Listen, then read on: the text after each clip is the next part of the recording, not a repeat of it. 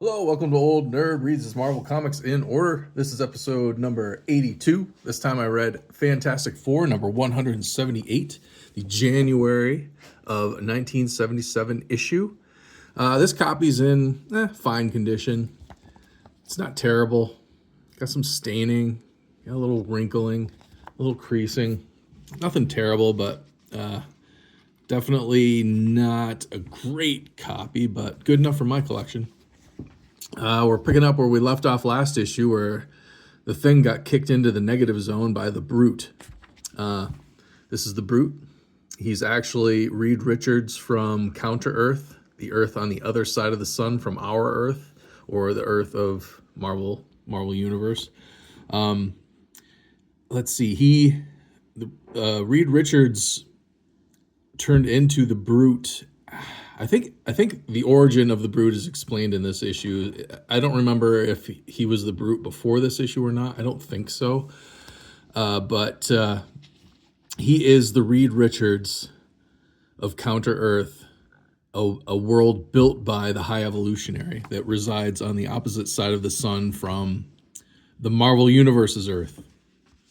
We've got a great cover here from, I believe the R is John Romita, and the S is Joe Sinnott. I believe. I'm not sure. I'm not certain on that. If anybody out there knows, let me know in the comments. Got a great ad for the $6 Million Man toys from Kenner. This would be right before Kenner did Star Wars and really got big time.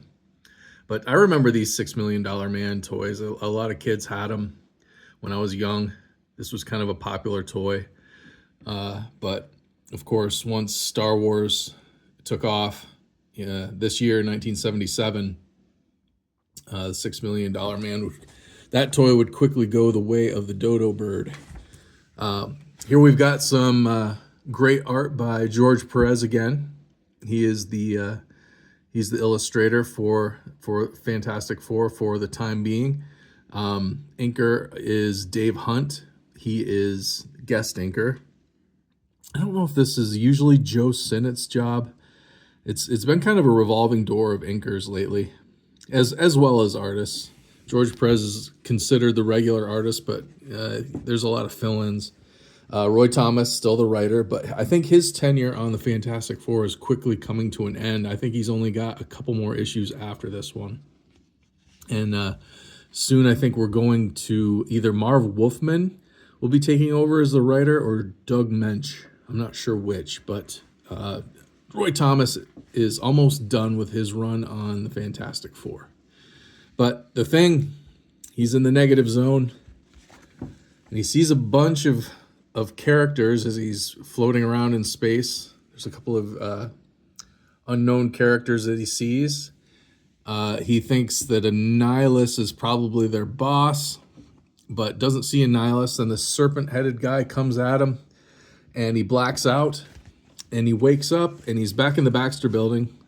Fantastic Four has been taken captive, along with Thundra and Tigra, who showed up to help the Fantastic Four out last issue. But the Frightful Four have taken over the Baxter Building. Here is the Reed Richards of Counter Earth, and Ben is locked up along with the rest of the team. Now here's where we get the origin of the Brute. Basically, Reed Richards recounts how he was on Counter Earth when the High Evolutionary and Galactus had a big fight. This was a couple issues back in Fantastic Four, a couple episodes back in my video series here, Old Nerd Reads His Marvel Comics in Order.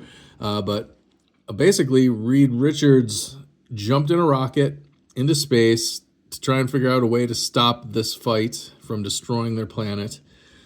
Ends up getting bombarded by cosmic rays, just like the Fantastic Four were originally. But apparently on this Counter Earth, that never happened to the Fantastic Four. But he's bombarded by the cosmic rays, just like our Fantastic Four was.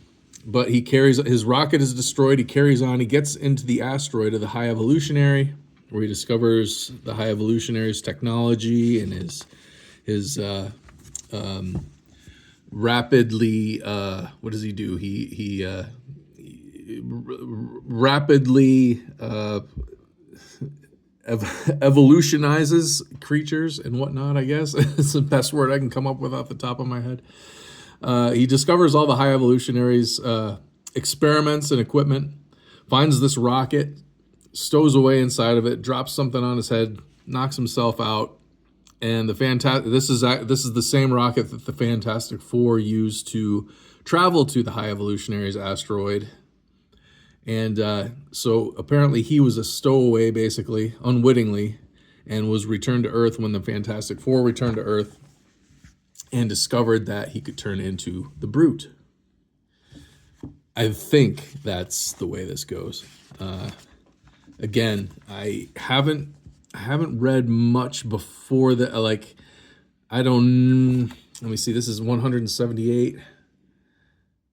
I think I started in the 160s somewhere is where my collection of Fantastic Four starts. So some of these things could have happened before, in issues before what I have in my collection, and I'm not sure. So I think that's the origin of the Brute and Reed Richards of Counter-Earth. And I'm going to go with it. Let's go with it.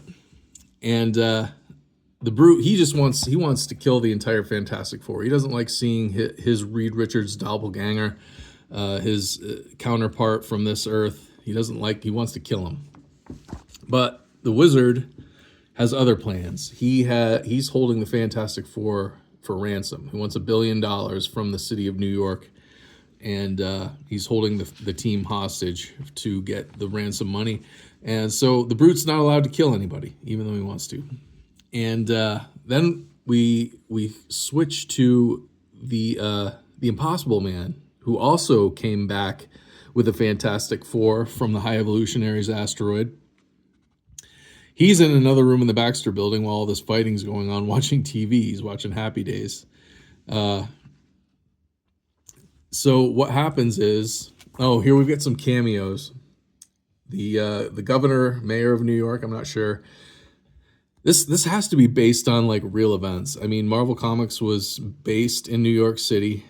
Everybody, most of the bullpen lived and worked there. So this is the second issue of a Marvel comic recently that has the mayor, I guess, of New York City as a character in the story. The other one being a recent Marvel team up. No, it was the first issue of Peter Parker, the Spectacular Spider-Man, just a couple videos back.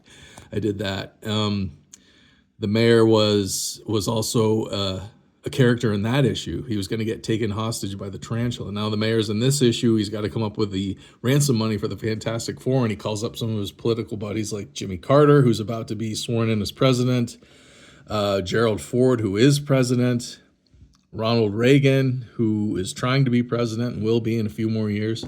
They all have little cameos as the mayor of New York City tries to find help to bail himself out of this mess. Let's see.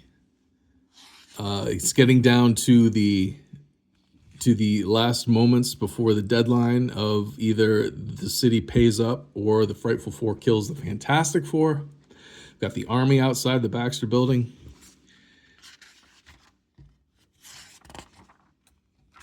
And just about then, at that time, that's when the television station the Impossible Man is watching goes off the air for the day. And he gets mad, tries to power up the TV to keep it going.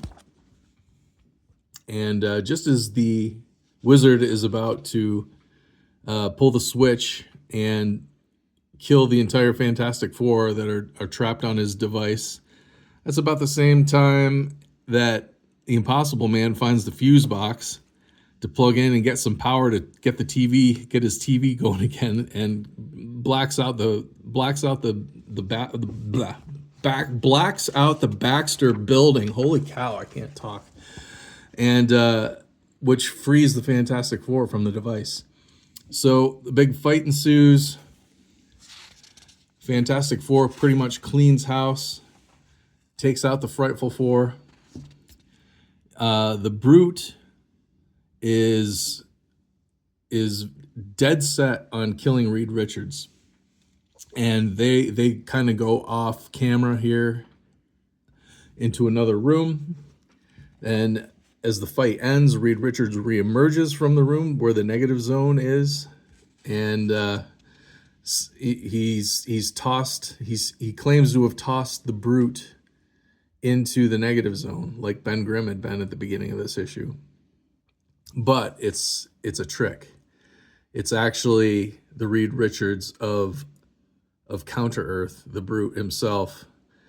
He has tossed our Reed Richards into the negative zone, and that's the cliffhanger of this issue. We've got the evil Reed Richards on the team, everybody thinking he's the real deal, while the real Reed Richards is in a coma floating in the negative zone. And that is how this one ends. So we'll have to see how that resolves next issue. Reed Richards is now, basically he can't stretch anymore. For like the last, 10 or so issues, he's been slowly losing his stretching power. And it kind of culminates in this issue where at one point he tries to fight off the Frightful Four at the end, and he can't do it. He can't stretch anymore. So, since Reed Richards of Counter Earth does not have stretching powers, it's easy for him to come in at the end after he's tossed our Reed Richards into the negative zone and tell the Fantastic Four, well, I can't stretch anymore, but I got rid of the bad guy, the bad Reed Richards. So it all works out perfectly. It's a pretty neat plot by Roy Thomas, I must say. So we'll have to see how this shakes out next issue, which will be maybe the last issue that Roy Thomas writes, or next to the last issue. We'll see. But anyway, if you like this kind of video, I'm doing one video for each of my Marvel comic collection that I read. I'm reading them in release date order, and I make a video. And please subscribe if that sounds like your cup of tea. If you would, comment down below with anything you've got to say about this issue. And like, share, subscribe, all that stuff. I really appreciate you watching, and I'll see you next time. Thanks.